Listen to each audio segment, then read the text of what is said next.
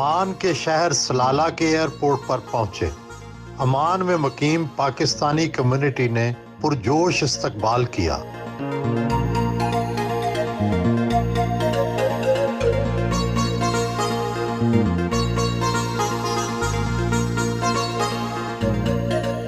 Oman میں ویسے تو ہر طرف خشک ریگستان ہے، یا سمندر ہے، یا خشک پہاڑ ہے، لیکن سلالہ ایک عجیب جگہ ہے۔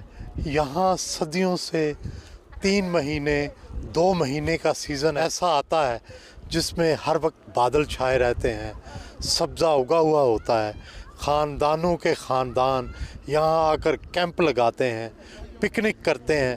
یہ بچے بھی آج پکنک منانے یہاں آئے ہوئے ہیں۔ کچھ لوگ یہاں پتنگیں اڑاتے ہیں اور کچھ لوگ یہاں کھانا ساتھ لے کے آتے ہیں جو کھانا کھاتے ہیں۔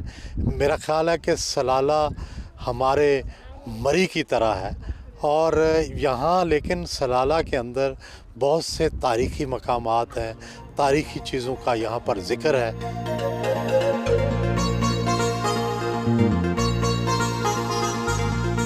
مغسیل غار کے باہر یمنی شربت منفرد سراہی میں پیش کیا جاتا ہے۔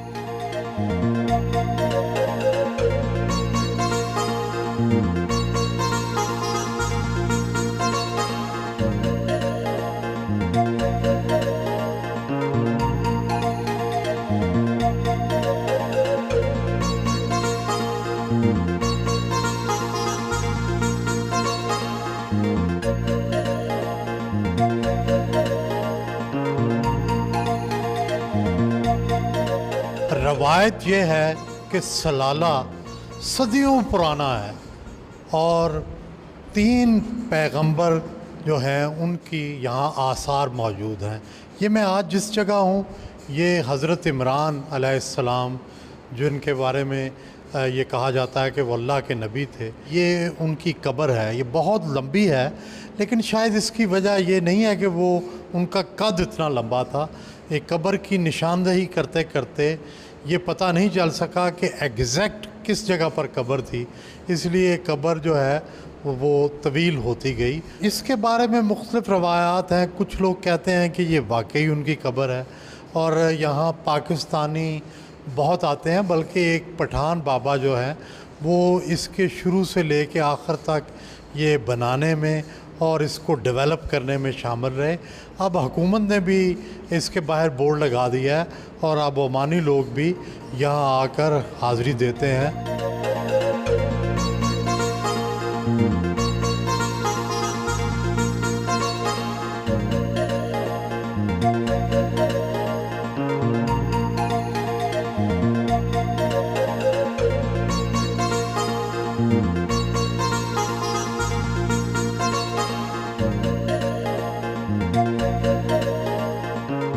سلالہ میں یہ روایت بھی ہے کہ حضرت صالح علیہ السلام کی جو اونٹنی ہے اس کے نشانات یہاں موجود ہیں۔ بتایا جاتا ہے کہ جب حضرت صالح کی اونٹنی ہر روز آل سمود کو دودھ دیتی تھی، اور طے یہ تھا کہ ایک دن گاؤں والے، علاقے والے پانی بھریں گے، دوسرے دن اونٹنی پانی پیے گی۔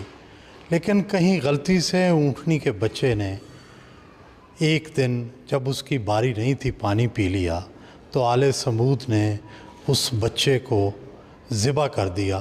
کہا جاتا ہے کہ یہ جو نشانات ہیں یہ بھی اسی خون کے ہیں، اور جو ہی یہ واقعہ ہوا اس کے بعد وہ اونٹنی یہاں سے اچانک غائب ہو گئی، لیکن جاتے جاتے اس کے پاؤں کے نشانات اس پتھر پر ثبت ہو گئے، وہ اب بھی دکھائی دیتے ہیں۔ اور جس دن 2 چشموں سے پانی نکلتا تھا، یہ بھی روایت مشہور ہے کہ اس کے بعد وہ چشمے بھی اس دن سے بند ہوئے ہیں، اور آج تک جو ہے یہ بند ہے۔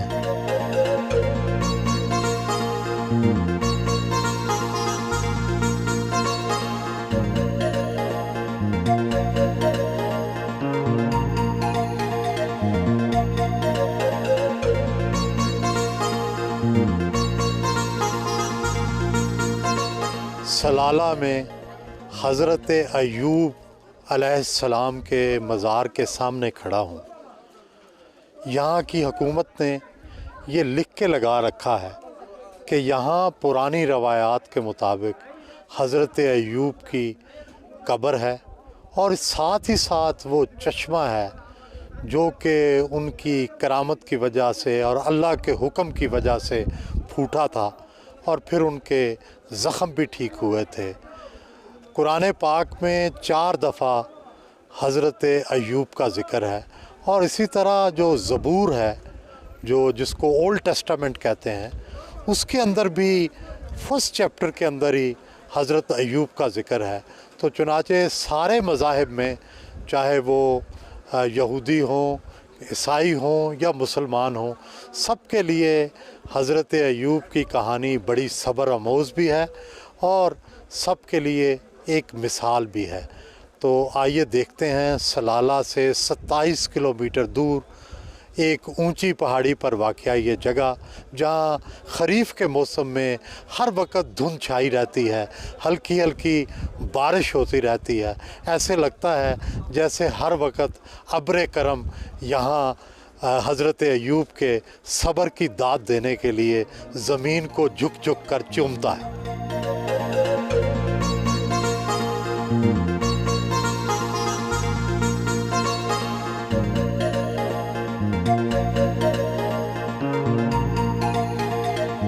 दिलचस्प बात यह है कि हुकूमत की तरफ से जगह जगह लिख कर ये लगाया गया है कि यहाँ नजराने के लिए कोई रकम कबूल नहीं की जाएगी, ना यहाँ कोई गल्ला है और ना ही कोई पैसा लेने वाला है।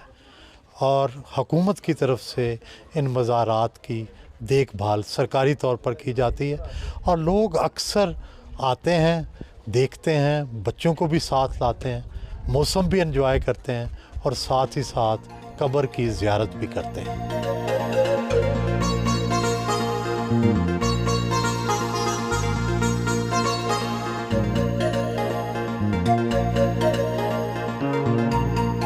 ओमान में लिबास के हवाले से बड़ी दिलचस्प रवायात हैं। अभी आप देख रहे हैं कि अगर किसी ओमानी ने गैर रस्मी लिबास पहना हो और उसने किसी सरकारी तकरीब में ना जाना हो तो वो कुम्मा नाम की टोपी जो कि हाथ से कड़ी हुई, मुख्तलिफ़ कढ़ाई की हुई और मुख्तलिफ़ रंगों में मौजूद होती है वो पहनते हैं। तो ये कैजुअल ड्रेस के अंदर ये टोपी चलती है। लेकिन अगर किसी ने सरकारी काम से या किसी सरकारी तकरीब में जाना हो तो फिर मसर पहना जाता है जो कि अमामे की एक शक्ल है।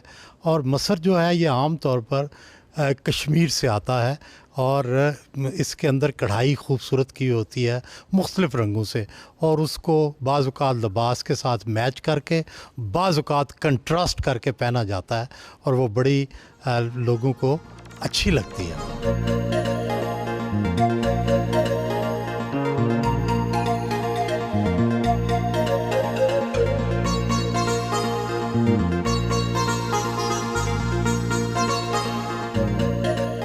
मिटे नामियों के निशान कैसे कैसे, मैं इस वक्त खड़ा हूँ सम हरम की जगह पर जो किसी ज़माने में एक शहर था, तजारती शहर, जहाँ से यखूर और लुबान जो है वो सारी दुनिया को जाता था और दुनिया भर की दौलत यहाँ आती थी। ये उस शहर की, पुराने शहर की वाल है, दीवार है जिसके अंदर शहर मौजूद है। अब ऐसे लगता है कि सदियों से यहाँ कोई नहीं आया। जो यूनेस्को है उसने इसको एक पुराने विरसा करार दे रखा है और कहा जाता है कि ये 3 सदी कबल मसीह के ज़माने की ये चीज़ें हैं। और साथ ही साथ ये रवायत भी है कि उस ज़माने की जो मलका, जिसको कि हम मलका बल्कीस कहते हैं और जिसका मुक़द्दस किताबों में भी ज़िक्र है, वो भी शायद यहाँ रहती थी।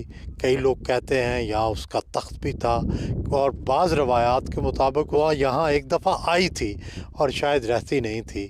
लेकिन यहाँ की रोमान परवर फ़ज़ा, एक तरफ समुंदर का किनारा, दूसरी तरफ रेगिस्तान, पहाड़ और इन सब का मजमूआ, और फिर यहाँ का खूबसूरत मौसम। ऐसा लगता है कि यहाँ कुछ ना कुछ माजी में ज़रूर मौजूद था, जिसको शायद ज़माने की नज़र खा गई, या बाज़ औक़ात इम्तदाद ज़माना जो है वो भी चीज़ों को ख़त्म कर देता है। दिलचस्प बात यह है कि ये शहर जो है इसका हिंदुस्तान से तजारती राब्ता रहा, और बहुत सारा वो चीज़ें जो मोहनजोदाड़ो से मिली हैं उसी तरह की चीज़ें यहाँ भी मिली हैं। ऐसे लगता है कि मोहनजोदाड़ो से इसका तजारती राब्ता था भारत से, या हिंदुस्तान, उस वक्त के हिंदुस्तान से भी इसका तजारती राब्ता था। तकरीबन उसी तरह की गॉडेसेस जो देवियां हैं वो भी यहाँ मिली हैं। ये भी कहा जाता है कि अलेक्जेंड्रिया या सिकंदरिया जो है उससे भी इसका तजारती राब्ता था। और साथ ही साथ ये दिलचस्प बात भी कही जाती है कि सिकंदर आज़म अगर बहुत जल्दी उसकी डेथ ना हो जाती, वो फौत ना हो जाता, तो उसके अज़ाइम में शामिल था कि वो इसे भी फ़तह करता और यहाँ भी अपनी फतूहात के झंडे गाड़ता, लेकिन वो यहाँ आ नहीं सका।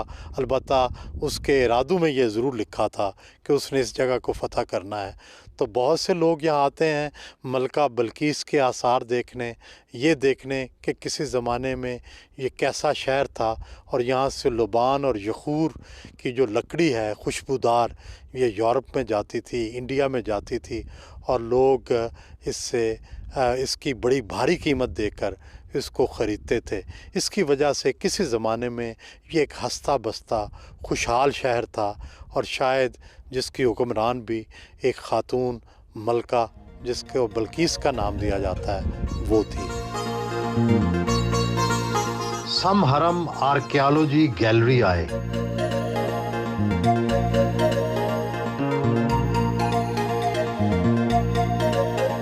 समहरम की जो तहज़ीब है इसके अंदर ईंटें नज़र नहीं आती जो कोई मोहनजोदाड़ो की तहज़ीब में नज़र आती हैं। हालांकि ये उसके करीब करीब उसी ज़माने की तहज़ीब है। यहाँ गारे और पत्थर से सारी इमारत जो हैं बनी हैं। अलबत्ता तांबे का और आयरन का जो इस्तेमाल है वो नज़र आता है, इसलिए और उससे बहुत सारी चीज़ें बनी हुई है। दिलचस्प बात यह है कि मोहनजोदाड़ो में शेर का कोई मुजस्मा नहीं है, लेकिन यहाँ पर शेर का मुजस्मा मौजूद है। हो सकता है कि मोहनजोदाड़ो के इर्द गिर्द कोई शेर नहीं था, इसलिए उन्होंने उसकी तस्वीर नहीं बनाई। लेकिन मोहनजोदाड़ो में बहुत सी ख़वातीन के मुजस्मे भी मौजूद हैं। यहाँ ऐसा कोई मुजस्मा नहीं मिला। अलबत्ता बहुत से इंडियन गॉड्स के, देवियों और देवताओं के जो हैं वो ज़रूर नक्श मिले हैं। ऐसा लगता है कि वो इंडिया से, हिंदुस्तान से दरामद जो है वो किए गए थे। इस समहरम की तहज़ीब की एक नुमायाँ तरीन चीज़ जो नज़र आती है वो लाइमस्टोन से बनाए गए मुख्तलिफ़ चीज़ें हैं, और वो इस कदर खूबसूरती से बनाई गई हैं कि लगता है कि आज के ज़माने में बनाई गई हैं। मसलन ये पानी के 2 बर्तन हैं जो लाइमस्टोन से बनाए गए हैं। एक कच्ची पक्की रिवायत ये भी है कि मलका बल्कीस का तख्त भी इसी तरह के लाइमस्टोन से, और फिर उसके गुस्ल के लिए जो बर्तन थे वो भी इसी तरह के लाइमस्टोन से बनाए गए थे। अगरचे कोई उस तरह का बर्तन मिला नहीं, लेकिन अगर मिलता तो वो बिल्कुल इसी तरह का होता।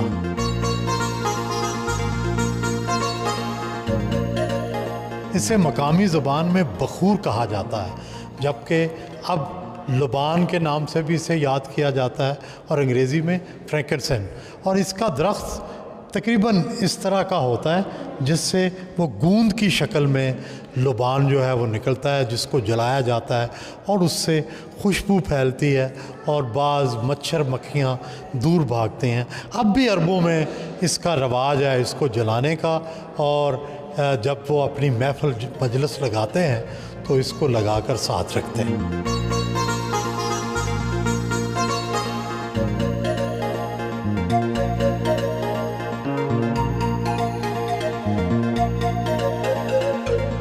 कुरान पाक में फरमाया गया है सैरू फिल अर्द, और वाकई परवरदिगार की सन्नाई देखनी हो, तख्लीक देखनी हो, हैरत और अजूबे देखने हो तो आप दुनिया की सैर करें। अब यही देख लें, मैं वादी दरबात में खड़ा हूँ। यहाँ टेम्परेचर 20 डिग्री सेंटीग्रेड है और चंद किलोमीटर के फासले पर 50 किलोमीटर लकोदक सहरा है, चटियल मैदान है और यहाँ चश्मे हैं, सरसब्ज दरख्त हैं, पानी है, लोग यहाँ खुश हो रहे हैं। हनीमून मनाने यहाँ लोग आते हैं और कुदरत के अजायबात और कुदरत के लुत्फ़ो करम से फ़ायदा उठाते हैं। ये वादी दरबात है, सलाला से चंद किलोमीटर के फासले पर। वाकई यकीन नहीं आता कि ये इस खित्ते का हिस्सा हो सकता है। ऐसे लगता है कि जन्नत का कोई टुकड़ा ऊपर से तोड़कर नीचे लाया गया है। ये जन्नत तो नहीं हो सकती, मगर जन्नत नज़ीर ज़रूर है।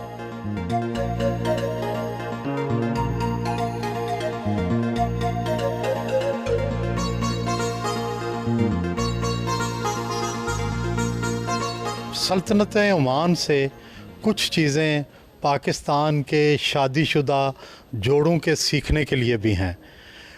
मसलन यहाँ पब्लिक प्रोसिक्यूशन में इस चीज़ की इजाज़त नहीं कि एक ख़ातून अपने शौहर का मोबाइल फ़ोन चेक करे या शौहर अपनी ख़ातून का, अपनी बीवी का मोबाइल फ़ोन चेक करे।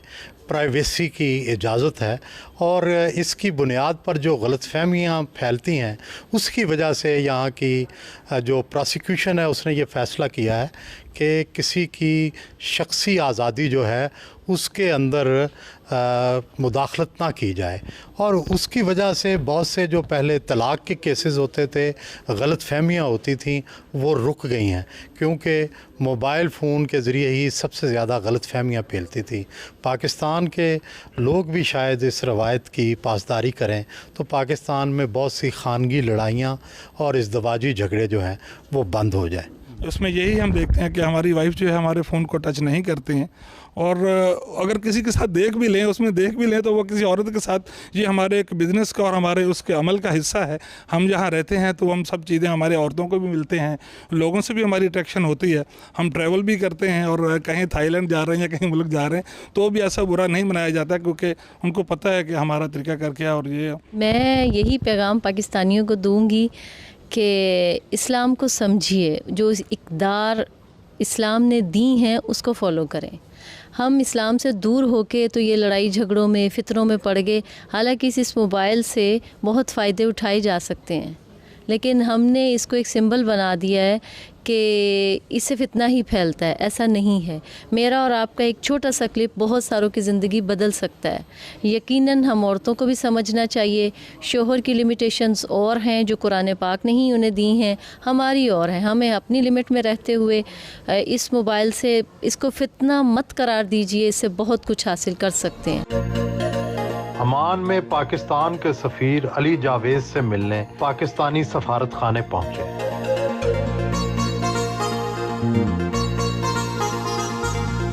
पाक ओमान तल्लुकात की तारीख़ तो बड़ी पुरानी है, लेकिन तल्लुकात इतने अच्छे क्यों नहीं जितने होने चाहिए एक हमसाये से। मैं ये समझता हूँ कि अगर आप गुज़िश्ता 2.5-3 साल की एक्टिविटी देखें तो उनकी नज़ीर आपको शायद पिछले 65 सालों में ना मिले। पाकिस्तान की तमाम अस्करी क़यादत, पार्लिमानी क़यादत और सियासी क़यादत ने मासवाए वज़ीर-ए-आज़म के इस मुल्क के दौरे किए।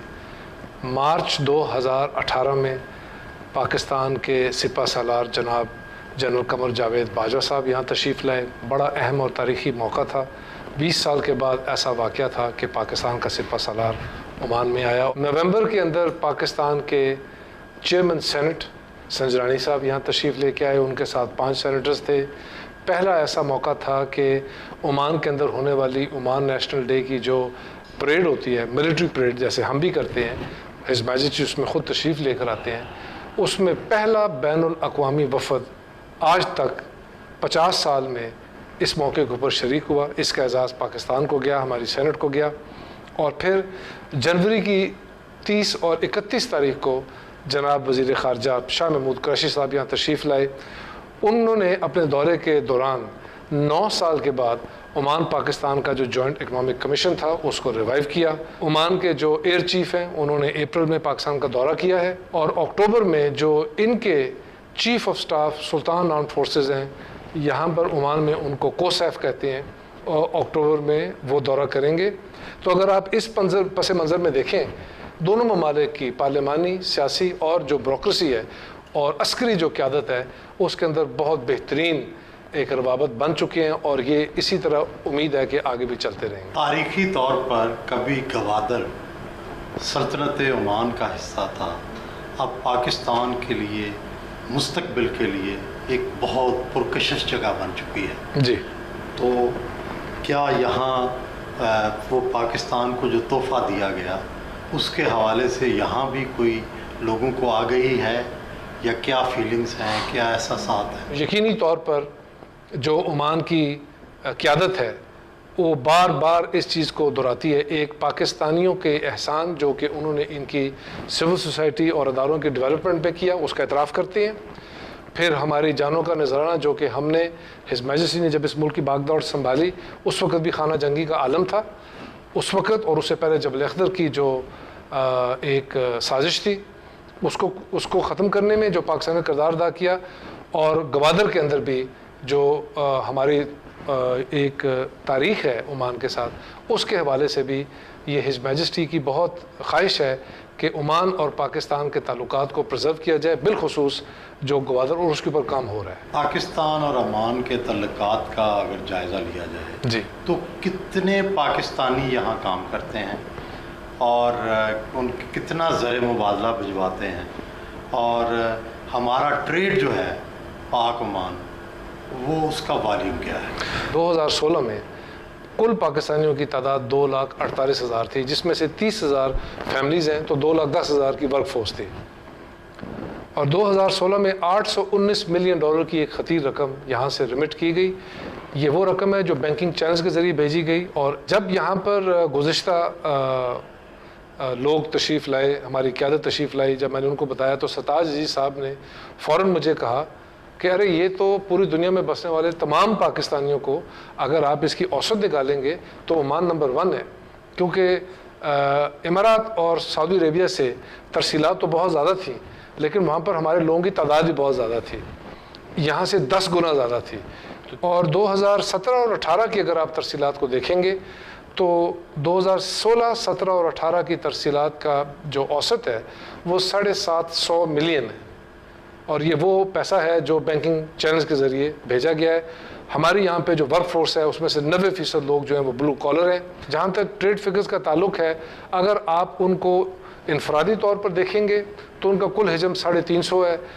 80-90 मिलियन, $100 मिलियन की या 125 की हम इनको चीज़ें भेजते हैं, और 100-200 की हम इनसे चीज़ें लेते हैं। यहाँ पर फ्रेश मीट पाकिस्तान का, यहाँ पाकिस्तान के आम और पाकिस्तान का चावल, ये 3 ऐसी चीज़ें हैं। और किन्नू, माशाल्लाह आप किन्नू के इस मार्केट में कंप्लीट ब्रेक थ्रू हो चुका है, यहाँ पर हमारे आलू भी बेचे जाते हैं। और ओमान से पाकिस्तान क्या चीज़ जाती है? यहाँ से पेट्रोलियम की मसनूआत ज़्यादा जाती हैं। ओमान में सर पर उमामा बांधने की रवायत है, सुना है कि ये सारा मकबूजा कश्मीर से दरामद होता है। इसको मसार कहते हैं जी। मसार को बांधने का तरीका भी बहुत ख़ास है, इसकी बहुत सी क्वालिटीज़ हैं, ये बहुत महंगे से लेके बहुत सस्ते तक मिलता है। बाज़ औक़ात तो इसकी कीमत लाखों में होती है। जी, लाखों में होता है, क्योंकि शातूश जो है वो मेरे ख्याल में उसके ऊपर चंद शायद रिस्ट्रिक्शंस भी हैं, लेकिन जो बहुत हाई क्वालिटी है वो उसकी उजरत आपको लाखों में अदा करनी पड़ेगी, और ये इनके सरकारी लिबास का एक हिस्सा है। ये सारा मकबूजा कश्मीर से आता है? मकबूजा कश्मीर से भी आता है और पाकिस्तानी कश्मीर से भी आता है, और यहाँ पर उनकी बहुत अच्छी अच्छी आउटलेट्स हैं, और इसको यहाँ बहुत पसंद किया जाता है।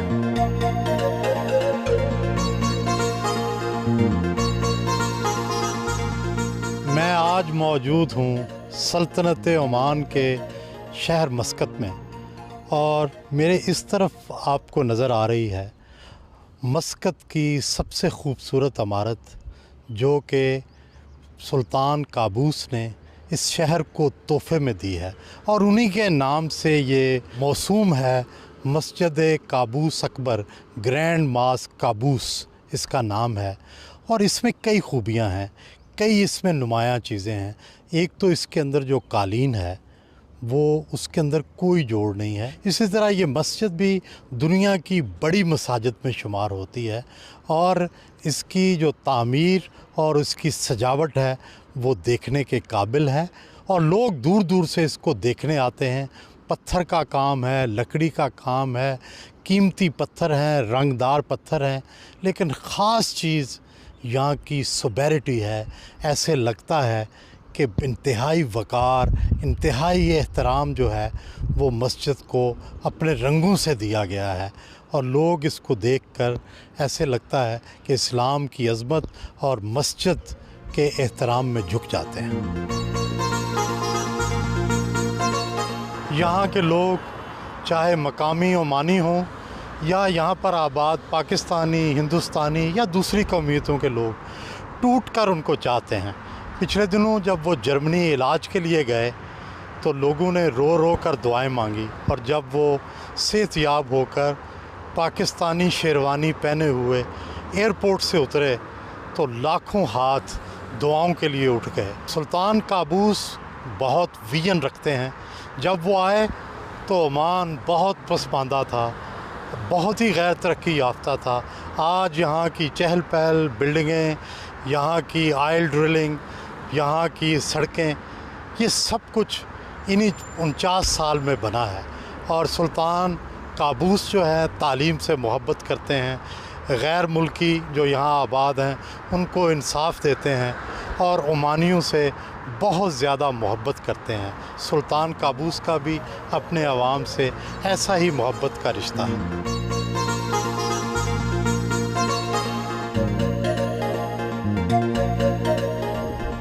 ہم پاکستان کے ہمسایوں کا ذکر کرتے ہوئے پتہ نہیں کیوں عمان کو بھول جاتے ہیں، حالانکہ یہ پاکستان کا بڑا قابل اعتماد، قابل بھروسہ اور دوست ہمسایہ ہے، جس نے گوادر بھی تحفے میں دیا، اور ساتھ ہی ساتھ یہ پاکستان سے 200 ناٹیکل مائل پر ہے۔ اب صرف گوادر میں چھوٹے جہاز جاتے ہیں، لیکن جب بڑے جہاز جانے لگ پڑیں گے تو سمندری فاصلہ صرف 20-25 منٹ کے فاصلے پر ہوگا۔ ہاں، ہماری طرف سے گرم جوشی میں تھوڑی سی کمی ہے، سیاح بہت کم آتے ہیں، سرکاری دورے بہت کم ہوتے ہیں، اور جتنا اس ملک کے ساتھ ہماری دوستی ہونی چاہیے اس سے بہت کم ہے۔ یوم النہضہ کے اس موقع پر پاکستان فیسٹیول کا یہ سلالہ اوورسیز پاکستانیوں کی طرف سے منعقد کیے گئے پاکستانی فیسٹیول میں شرکت کی۔ جب قائد اعظم اقبال، گاندھی اور جناح ہندوستان واپس گئے تو انہوں نے سینکڑوں سال کے جھگڑوں کا حل نکالا۔ آپ ہمارے مستقبل ہیں، براہ کرم یہ خیال رکھیں کہ اقبال اور قائد اعظم یہیں سے جانے ہیں، ہم خود پروڈیوس نہیں کر سکتے۔ بہت بہت شکریہ۔ شرکاء نے 7 تصویریں بھی بنوائیں۔ مسقط میں پاکستانی فیسٹیول کروانے کی وجہ کیا ہے، اور اس کے اخراجات کس نے برداشت کیے؟ پاکستان فیسٹیول ہم نے جو عمان کا رینائسنس ڈے ہے 49 اس کے حوالے سے یہ منعقد کیا، اور اس کا آئیڈیا یہ تھا کہ چونکہ ہم عمان میں رہتے ہیں اور کئی سالوں سے کئی لوگ یہاں پہ مقیم ہیں، کوئی 2.5 لاکھ کے قریب پاکستانی یہاں پر آباد ہیں، یہ عمان کا ایک بہت بڑا ہم لوگوں نے سوچا کہ ٹریبیوٹ پیش کیا جائے سلطان قابوس بن سعید المعظم صاحب کو خراج تحسین کی شکل میں، کہ ہمیں انہوں نے یہاں رہنے کی جگہ دی، اور ہمیں ہمارے کاروبار کے لیے، ہمارے جو زندگی ہے، شعبہ جات ہیں، ان میں بہتری کے لیے اپنا یہ ملک ہمارے لیے پیش کیا، اور ہم اس میں بہت حسن سلوبی سے رہتے ہیں۔ اخراجات اس حوالے سے جو یہاں کی پاکستانی عوام ہے، جو پاکستانی ادارے ہیں، پاکستانی جو کمپنیز لوگوں نے بنائی ہوئی ہیں، انہوں نے اس کو سپانسر کیا، اور آپ کو یہ سن کر بڑی خوشی ہوگی کہ سفارت خانہ پاکستان نے اس کی سرپرستی فرمائی، لیکن ایک پیسے کی، ایک پائی کی بھی ان کی طرف سے ہم نے مالی معاونت حاصل نہیں کی۔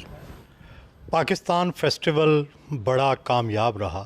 مسقط کے اور عمان کے جو پاکستانی ہیں ان کے مسائل کیا ہیں؟ یہاں کچھ پاکستانی جو ہیں وہ آزاد ویزا پر یا بغیر ویزا کے یہاں تشریف لے آتے ہیں، ان کو میں کہنا چاہوں گا کہ وہ ایسا نہ کریں، کیونکہ یہاں ان کے لیے بہت سارے مسائل ہیں. پھر پولیس انہیں جب کہیں پہ کام کرتے ہوئے دیکھتی ہے جہاں وہ اپنی کمپنی کا کام نہیں کر رہے ہوتے تو وہ انہیں پکڑ لیتے ہیں، پھر وہ جیلوں میں بند کر دیتے ہیں. پھر وہاں کی جو صعوبتیں ہیں، تکالیف ہیں، وہ برداشت کرتے ہیں. پھر اس کے علاوہ کسی کے ایسے ڈیتھ ہو جاتی ہے، پھر ان کو واپس بھیجنے کے جو ڈاکومنٹ دستاویزات ہیں وہ ریڈی نہیں ہو پاتی. تو بہت سارے اس سے جڑے ہوئے مسائل ہیں. تو میری ان پاکستانیوں سے جو پاکستان میں یہ دیکھ رہے ہوں گے ان سے درخواست ہے کہ وہ لیگل ویزا پر آئیں اور کسی کمپنی سے براہ راست اپروچ کر کے یا ان کو انٹرویو دے کے باقاعدہ ایک لیگل طریقے سے عمان میں تشریف لائیں. سلطنت عمان میں تقریباً 2,50,000 کے قریب پاکستانی موجود ہیں، جن میں سے 90% محنت مزدوری کر کے نہ صرف اپنا پیٹ پالتے ہیں بلکہ پاکستان میں موجود اپنے خاندانوں کی کفالت بھی کرتے ہیں. یہاں 45 سے 50 ڈگری درجہ حرارت اور سورج کی تپش میں وہ کوئی بردباری کا کام کرتا ہے، کوئی مزدوری کا کام کرتا ہے اور کوئی چھوٹی موٹی نوکری کر کے اپنا اور اپنے گھر والوں کا پیٹ پالتا ہے. یہی وہ پاکستانی ہیں جو ہمارے لیے قابل فخر ہیں، اور ان کے یہی ہاتھ اور ان کی ہاتھوں کی یہی لکیریں پاکستان کو چلا رہی ہیں. سوچنا یہ ہے کہ کیا ہم ان کی محنت مزدوری، کیا ہم ان کی دھوپ کے اندر تکلیف برداشت کرنے کا اتنا رتبہ اور اتنی عزت دیتے ہیں جس کے یہ مستحق ہیں، یا ہم نے کبھی اس بارے میں زیادہ غور ہی نہیں کیا؟ ہمیں غور کرنا چاہیے اور ان کو وہ مقام اور رتبہ دینا چاہیے جس کے یہ مستحق ہیں. ان کے خاندانوں کو لک آفٹر کرنا چاہیے. جب یہ جائیں تو کیا ہم بیرون ملک آباد پاکستانیوں کے لیے ایئرپورٹس پر ایک الگ کاؤنٹر نہیں بنا سکتے؟ کیا ہم انہیں ایک پھولوں کا گلدستہ پیش نہیں کر سکتے؟ کیا ہم ان کے آنے کے لیے ریڈ کارپٹ نہیں بچھا سکتے؟ سب کچھ ہو سکتا ہے، بہت آسان ہے، بس کرنے کی دیر ہے. یہ چہرے دیکھیں، اپنے گھر والوں سے دوری دیکھیں، ان کی تکلیفیں دیکھیں اور ان کا پھر جذبہ دیکھیں کہ کس جذبے سے وہ یہاں محنت مزدوری کرتے ہیں، زمین پر بیٹھتے ہیں، دھوپ سینکتے ہیں، دھوپ کی گرمی برداشت کرتے ہیں، لیکن پاکستان کا خیال رکھتے ہیں. پاکستان زندہ باد، پاکستان زندہ باد. سلطنت عمان میں شاہ قابوس پچھلے 49 سال سے حکمران ہیں، لیکن انہوں نے نیچے تمام منتخب ادارے بنا رکھے ہیں. قومی اسمبلی ہے جس کو مجلس شورا کہتے ہیں، سینٹ ہے، ایک مجلس عمان ہے جس میں مجلس شورا اور سینٹ سے لوگوں کو منتخب کیا جاتا ہے اور ان کی ایک مجلس بنائی جاتی ہے جو سب کو پر نگرانی رکھتی ہے. ساتھ ہی ساتھ یہاں انصاف کا بڑا اعلیٰ نظام قائم ہے. خود سلطان ججز کا انتخاب کرتے ہیں اور ایسے لوگوں کا انتخاب کرتے ہیں جن کی منصف مزاجی اور دیانتداری کسی شک و شبہ سے بالا تر ہو.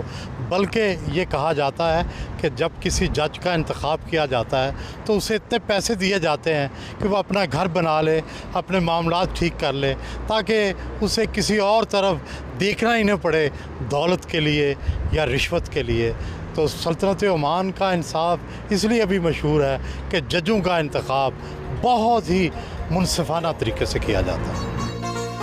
عمان کے سلطان کے بعد دوسرا درجہ مفتی اعظم کا ہے. مفتی اعظم احمد الخلیلی سے ملنے الغوض میں واقع ان کی رہائش گاہ پہنچے.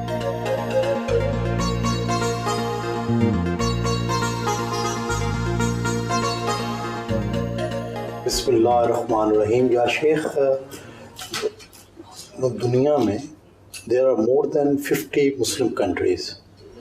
What is the thing which is stopping their unity despite the OIC, Islamic countries کی آرگنائزیشن کے باوجود؟ کیا چیز ہے جو ان کا اتحاد نہیں ہونے دیتی؟ کیا چیز رکاوٹ ہے؟ بسم اللہ الرحمن الرحیم. الحمد للہ رب العالمین وصلی اللہ وسلم علی سیدنا و نبینا محمد وعلی آلہ وصحبہ اجمعین. جو مسلمانوں میں ابھی اختلاف ہے وہ صرف اور صرف قرآن مجید سے دوری کی وجہ سے، کیونکہ اللہ تعالیٰ نے جو قرآن نازل فرمایا ہے اتارا ہی اس لیے ہے کہ انسانوں کے، مسلمانوں کے. And what are the challenges for the Muslim countries and the Islam in the present world? التحديات ترجع. وہ کہہ رہے ہیں کہ ہم جتنی بھی کہہ لیں کہ اغیار کی سازشیں ہیں، سازشوں کے باوجود بھی یہ جو چیلنجز ہیں یہ مسلمانوں کے اپنے اس وقت تک ختم نہیں ہو سکتے جب تک یہ خود اپنے آپ پر غور نہیں کریں گے. اب جو کسی دوسرے کو مورد الزام ٹھہرانے کے بجائے یہ اپنے گریبان میں سب سے پہلے چھانکیں. شیعہ سنی جو کانفلکٹ ہے جس میں ایران ہے ایک طرف، دوسری طرف گلف کنٹریز ہیں، اس میں عمان بڑا نیوٹرل رہتا ہے.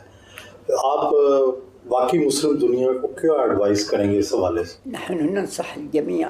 اگر آپ اپنی جو آپ کی روٹس ہیں اس کو دیکھیں، سارے فرقے جو ہیں وہ زیادہ چیزوں پر ان کا اتفاق ہے، بہت کم چیزیں ہیں جن پر ان کا اختلاف ہے.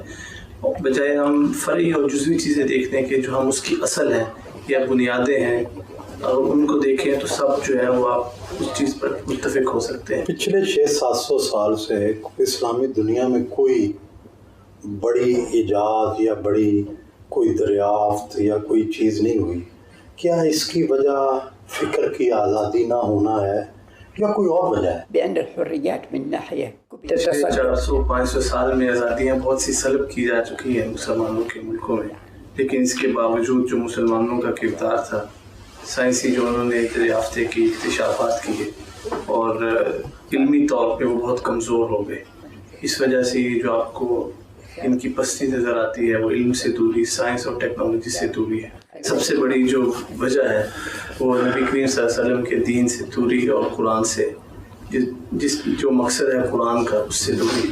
تو جو قرآن سے دور ہیں مغربی دنیا وہ تو ایجادات کر رہی ہے، وہ اس لیے آگے بڑھ گئے کہ اب ان کے جتنے بھی اختلافات ہیں اس کے باوجود جو ان کی مصلحت کی خاطر ان کی تعمیر و ترقی میں جو چیزیں رکاوٹ تھی، انہوں نے اس کو اپنے اختلافات کو حل کر کے ایک جگہ پہ ایک دوسرے کا ہاتھ بٹا لے. اتحاد کا جو اختیار ہے وہ کس سے ہونا چاہیے؟ باب الاجتهاد.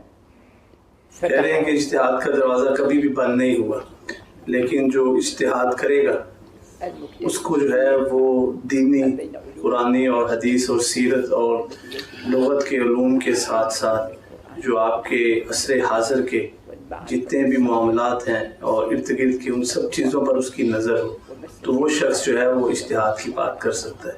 اس کے پاس اتنے علوم ہوں اور اس کے ساتھ ساتھ جو آج کل کے دور میں چیلنجز ہیں ان کا بھی وہ مقارنہ اور موازنہ کرے. یہ نہیں ہے کہ صرف وہ جو قرآن اور حدیث ہے اس پر ہی اعتماد کریں، اس کو اپنی جو اس سے حاضر کی چیزیں ہیں، مشکلات ہیں، ان کا بھی دراک کر دیں کے ساتھ ساتھ. پھر میں ایک ادنا طالب علم کی حیثیت سے یہ کہنا یہ چاہتا ہوں کہ کیا نہیں نا تصویر پر اب تک اتفاق نہیں ہوا، جو ٹیکنالوجی کا استعمال ہے اس پر اتفاق نہیں ہوا، وہ تو زمانے کی مجبوری سے ہمیں اڈاپٹ کرنا پڑا ہے. یہ تو کوئی طریقہ نہیں ہے. وہ کہہ رہے ہیں کہ جو چیزیں قرآن میں قطعی نص سے موجود ہیں اس پہ تو ہم حلال اور حرام کی بات کر سکتے ہیں، لیکن جو لکھی نہیں ہوئی یا جو قطعی نص سے ثابت نہیں ہے ان پر جو ہے وہ ہمیں واقعی دوبارہ ان موضوعات کو دیکھنے کی کوشش کرنی چاہیے کہ جو اللہ نے جو چیزیں قرآن میں مینشن نہیں کی تو ان کو ہم بلا وجہ اختلافی نہ بنائیں.